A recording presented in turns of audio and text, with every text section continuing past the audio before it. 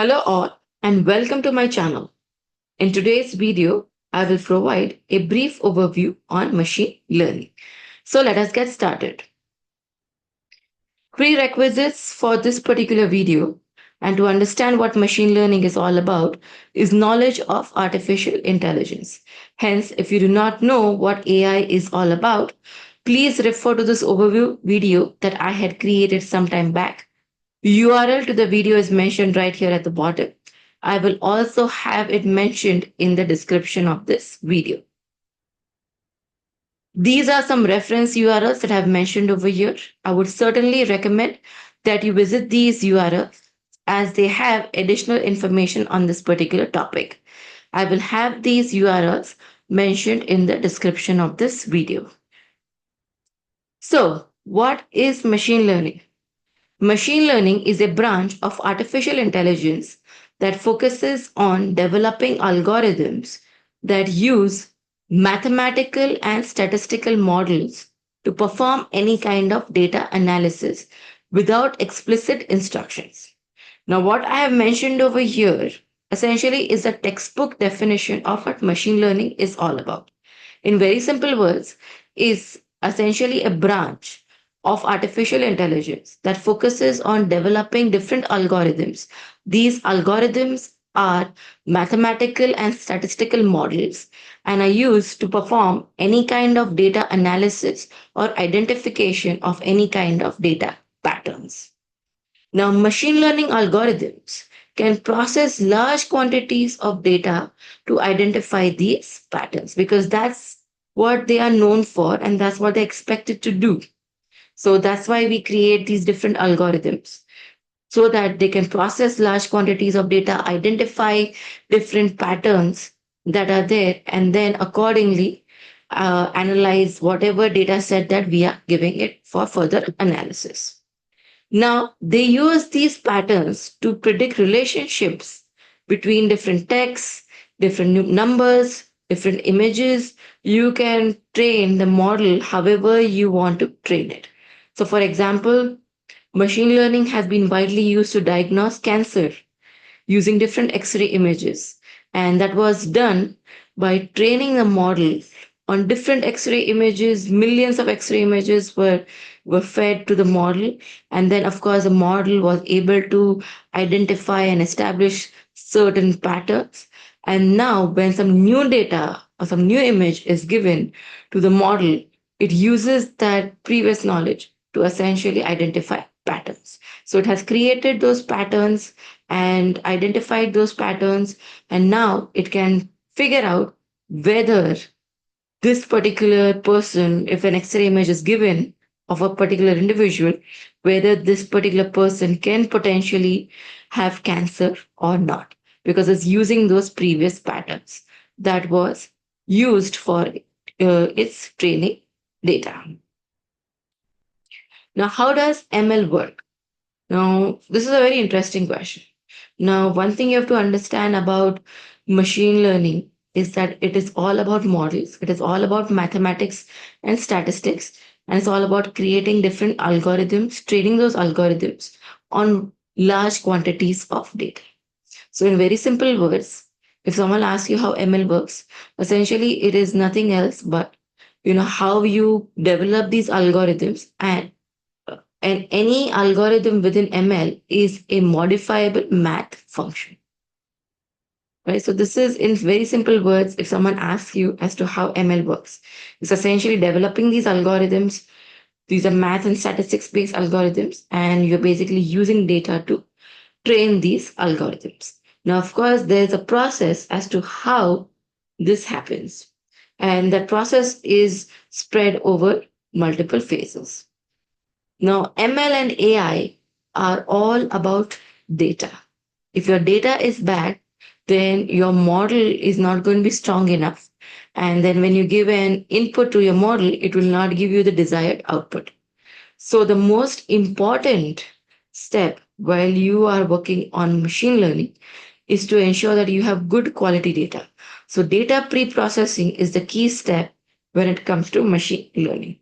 Now, of course, you get a lot of raw data, you cleanse it, you transform it to train your machine learning model. Now, pre processing this data also ensures that the data that is fed to the model to train the model is relevant, is structured appropriately, and does not have any missing or incorrect values. So, pre processing the data is the key when it comes to ML or any machine learning. If your data is bad, your model will be bad and its output will be terrible. Once your data is ready, then the next thing that you do is you train the model. So you use this pre-processed data to train the model, right? And train the machine learning algorithm. Now, the machine learning algorithm essentially is going to try and identify some mathematical correlations or some mathematical patterns in the data that has been provided. And basically, it's going to try and establish a relationship again between the input and the expected output using its training data. So, hence, this data pre processing or developing this training data so that your model is trained correctly is the key step when it comes to ML or how machine learning works. Now, of course, model is going to learn a lot of patterns, relationships within the data, and it essentially is going to use all of that patterns and relationships to then eventually work with new data or basically testing data, or could be validation data, in fact even new data that is outside of your testing and validation data, to essentially identify what if those patterns or those relationships can be used to infer some desired output of that particular model. Now, while you are training the model, you can definitely adjust different parameters. You can try to figure out, hey, this is the input that you are giving, and predict what is the actual outcome going to be using all the training data. So all of that is all possible while you are training the model. Remember, training the model is an activity. The key over here is getting the right data. If your data is correct, if your data pre-processing is done correctly, training the model will be very simple, because the model basically literally consumes tons and tons of data. The accurate your data, the accurate your model will be, because that's what it is going to use to develop all and learn all the patterns and relationships and have those mathematical correlations in place. So after your model is trained, then the next thing is to evaluate your model. Now, the goal over here is to ensure that the model can be used with, uh, validation data, testing data, or probably even some absolutely brand new data. And it can basically work with a generic data set, or it can work beyond or outside of its training data set. So that's where the evaluation of model happens. Now, while you are developing a model, if you're an ML engineer, if you know any of the ML engineers, you can ask them. One of the places that ML engineers really get scared is while evaluating the model. Because one of the common challenges that they face is that the model works very well with a training data set. But the moment you give it a new data set, a brand new data set, then it's not able to interpret the input, and essentially it cannot give you the desired output.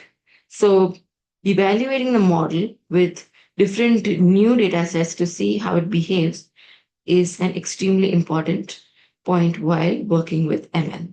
And finally, it's the optimization, that is basically refining the model, improving its performance, improving its efficiency, its accuracy, and its ability to work with generic data or new data really very well. So hopefully this clarifies, how ML works. Now let us look at what are the different types of machine learning. So the first one is supervised machine learning. Now, it all depends, remember, on data and the input and the output. Remember, it's an algorithm. An algorithm will require certain inputs, and if you give it those inputs, it will give you a specific or a desired output. So when it comes to supervised machine learning, so the supervised machine learning is very simple, is very easy, but the reason why it's called supervised machine learning is because it is you're training your model or you're training your algorithm with labeled or defined training data set. Now, what is labeled data or defined training data? Labeled data is data which is accurate, which has a lot of metadata. Like you have your columns, you have your rows, you have your metadata, what each column does, what each value does. Is accurate. There are no incorrect values or missing values. The data integrity is there in place. All of that is there. Now, that is called as labeled data, and essentially you're using a very defined training data set to train your algorithms. And this is both for your input and output. So you have your sample data that specifies that, hey, if this is your input, then this is the output of this algorithm. It is very easy, but the challenge is getting that labeled data. First, getting labeled data itself can be very, very challenging, because if you want to work with label data, the amount of time that it will take to generate the label data can potentially be more than the amount of time that it took you to basically create the algorithm. So creating label data is very difficult. Secondly, let's say if you don't want to create and you want to buy label data, then getting that label data or buying label data can be super expensive. So, supervised machine learning, yes, it is very powerful, it's very easy because everything is there in place. It's an ideal way of working with machine learning, but very difficult and very, very expensive. Now, unsupervised machine learning is just the opposite of supervised machine learning. In supervised machine learning, you use labeled data. In unsupervised, you use unlabeled data. Unlabeled data essentially is raw data. So there's no metadata or anything of that sort. There could be missing values, there could be some inconsistencies, etc., etc. Now, when you're using unsupervised machine learning with unlabeled data, that's when you will have to train your model with multiple data sets so that it can spot patterns. You will have to categorize some of the data on your own, but unsupervised machine learning is typically used for any kind of pattern recognition or anomaly detection or grouping of data, depending upon what your specific use case is. Now, unsupervised machine learning is pretty popular, especially the unlabeled data is not that expensive. Yes, it can be time consuming because you might have to have multiple data sets, but assuming that you're able to get those vast amount of unlabeled data sets and you are able to train your model to spot those patterns and characterize the data, you will be fine. Now, a lot of people feel that they need the best of both these worlds, right? So, supervised machine learning and unsupervised machine learning. That's where semi supervised machine learning comes in. And as the name suggests, it's a mix of supervised machine learning and unsupervised machine learning. So, there's a small amount of labeled data and a very large amount of unlabeled data to train your data systems. Why? Because you want to start with some label data to train your model, but as time progresses, you will start using unlabeled data. And this may be cost effective, it's maybe even time effective. You might be able to finish your work on time. But most importantly, this will be cost effective because getting these labeled data sets can be very expensive. So if you don't want to buy a very large labeled data set, you want to buy a small amount of labeled data to train your model, that might be a possibility.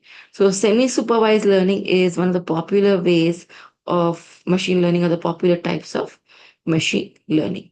And as I said, this particular method does not require large amounts of label data. So your cost can reduce significantly. Also, generating that large amount of label data can be very, very challenging. The next type of machine learning that we have is reinforcement learning. This type of machine learning is basically a method where you keep on rewarding the algorithm as it progresses further along. Right? So the algorithm must go through different hoops, need to perform certain tasks in order to achieve or earn that reward. And as it earns that rewards, eventually it will go through different levels or phases till the time it earns enough reward points to finally reach its end goal. Something very similar to this is video games, right? So in video games, you have multiple levels. You have to earn a badge or you have to earn a specific level. So the model has been trained that it has to earn something in order to go to the next level. And that's where reinforcement learning comes in. Deep Racer, by the way, I believe is also developed on reinforcement learning because as you progress along, you have to earn and go to the next level. Finally, we have deep learning. Deep learning is again one type of machine learning that is based or modeled on human brain. So it uses artificial neural networks to process information. Now, if you want to know more about neural networks, refer to my artificial intelligence overview video. I have discussed artificial neural networks over there. Just like anything else, ML has its own set of challenges.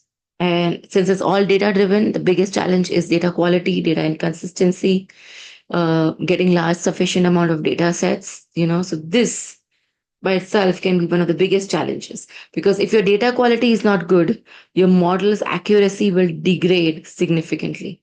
Or in fact, sometimes you might not be even be able to train your model because you're missing values or incorrect values.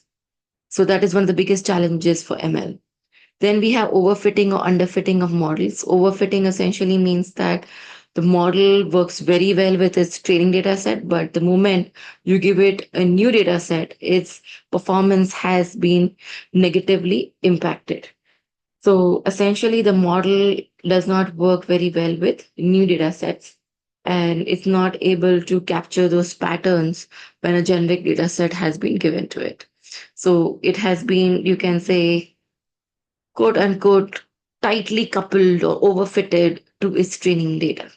Now, just like how it works very well with its training data set, that is called as overfitting, you also have underfitting. That happens when a model cannot learn any underlying patterns from the data. And that typically happens when the training data set and the testing data sets are very, very poor. And that impacts the model's accuracy and overall performance. So the challenge over here lies in striking a balance between overfitting and underfitting. You don't want it to be overfitted and completely aligned to your training data set, but at the same time, you don't want it to be underfitted as well that, hey, it does not even work with your training data set or your testing data set. So let alone the new data. So it does not understand now what input you are giving and what output you are going to get. The next challenge that we have is a model bias. Now, that happens typically when the model works with a specific type of data. Let's say, as I've mentioned over your majority class, it works very well, but starts failing with minority class. Now, what do I mean by majority class and minority class? Majority class essentially means that majority of the data patterns, it will work really very well. But one of those data patterns or data patterns that are not very frequently seen, it will not work very well with that minority class.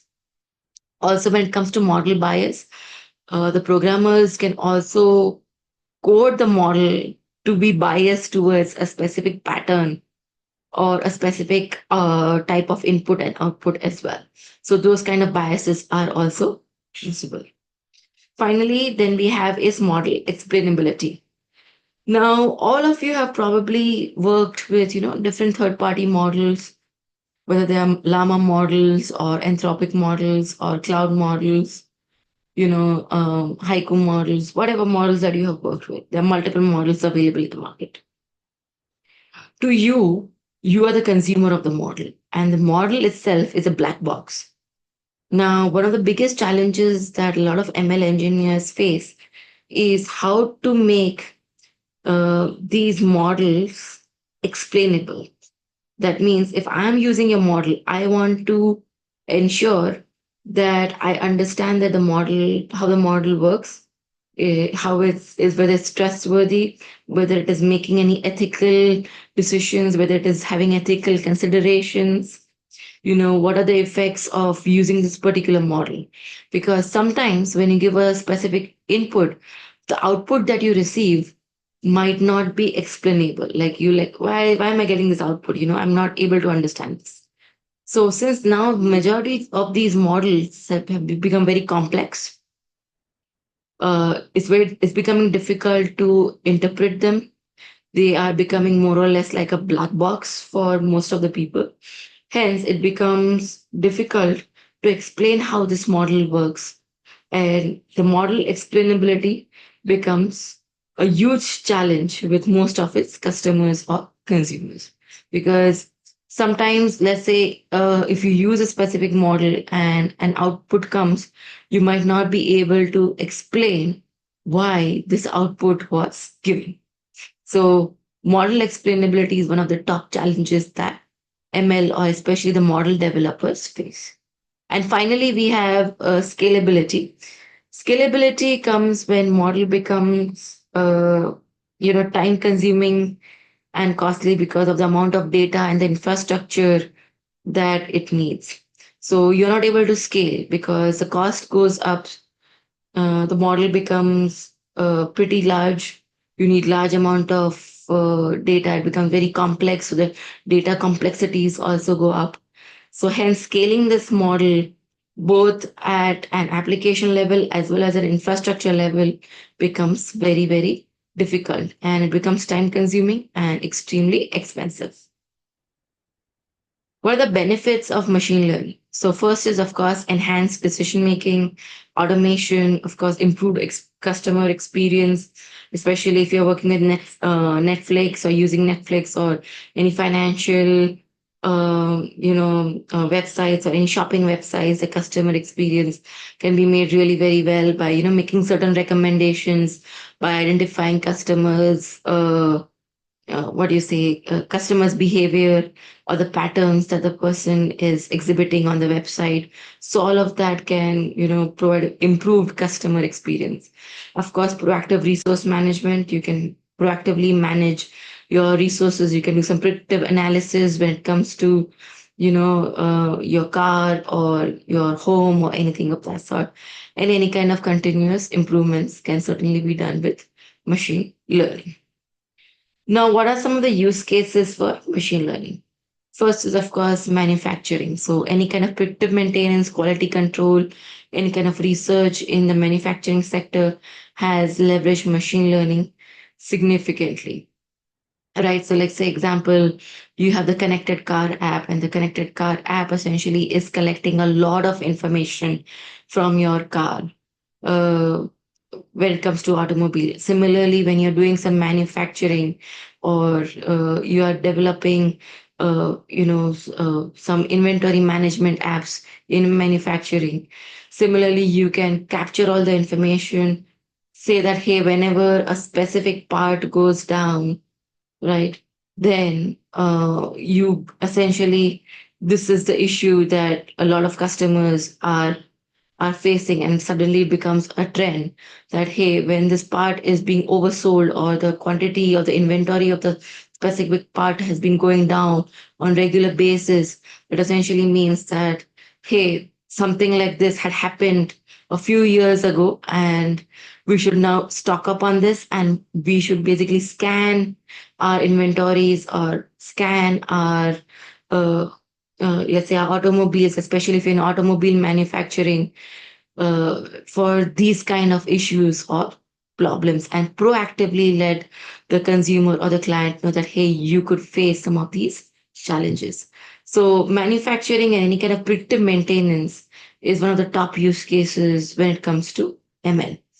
Then you have healthcare and life sciences. Of course, most of the people today wear smartwatches. That smartwatch again gathers a lot of data, and now that data can again, be used in order to identify patterns, whether that is your sleep pattern, whether that is your heartbeat, or whatever it may be. Of course, doctors have used a lot of this health data proactively to do some, again, predictive diagnosis or real time diagnosis, you can say that, hey, you could potentially, face this particular health challenge, or you are potentially facing this particular health challenge.